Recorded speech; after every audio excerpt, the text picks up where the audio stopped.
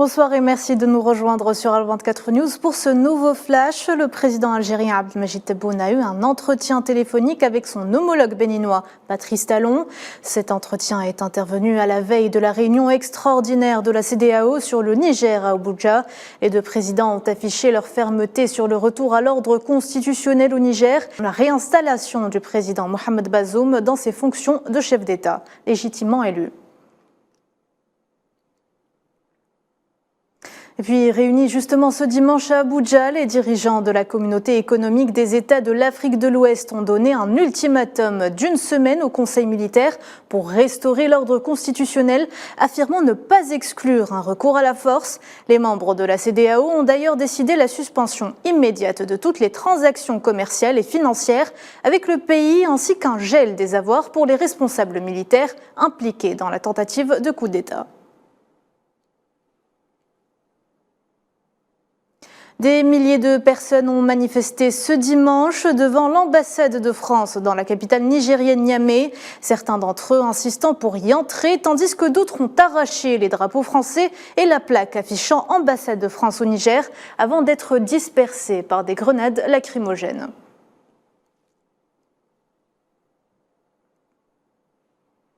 Et en réponse à ces protestations, le président français a déclaré dans un communiqué publié par l'Élysée qu'il ne tolérera aucune attaque contre la France et ses intérêts, ajoutant que quiconque s'attaquerait aux ressortissants, à l'armée, aux diplomates et aux entreprises françaises verrait la France répliquer de manière immédiate et intraitable. Le communiqué a également rappelé l'amitié entre les peuples nigériens et français et le rôle particulier de la France dans la lutte contre le terrorisme et pour le développement économique et social du Niger. La famine n'est plus une menace, mais une réalité au Soudan, où l'armée et les forces de soutien rapide continuent de s'affronter. Les autorités du Darfour du Nord ont mis en garde contre la détérioration de la situation humanitaire dans cet État, appelant les agences des Nations Unies travaillant dans le domaine humanitaire à accélérer les démarches d'assistance aux personnes touchées. Les stocks alimentaires restants ne suffiraient que pour 3 semaines. Près de 2 millions de Centrafricains se sont prononcés ce dimanche par référendum sur un projet de nouvelle constitution qui permettrait au président Faustin Archange Touadéra de briguer un 3e mandat. Les résultats provisoires doivent être publiés sous 8 jours et la Cour constitutionnelle proclamera les résultats définitifs le 27 août prochain, selon l'autorité nationale des élections.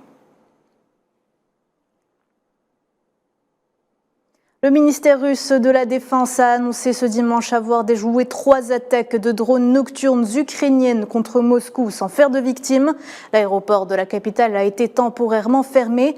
Les 2 façades de 2 tours de bureaux de la ville ont été légèrement endommagées.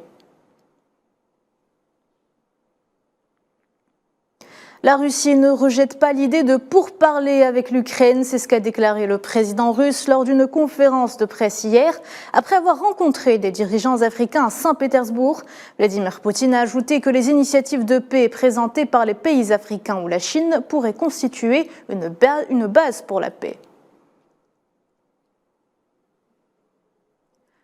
Les affrontements meurtriers entre groupes rivaux dans le camp de réfugiés palestiniens de Ain el-Helwé au sud du Liban se poursuivent ce dimanche pour la 2e journée consécutive, coûtant la vie à 5 nouvelles personnes et portant ainsi à 6 le nombre total de morts depuis hier. Plusieurs dizaines de personnes ont été également blessées, notamment un soldat libanais.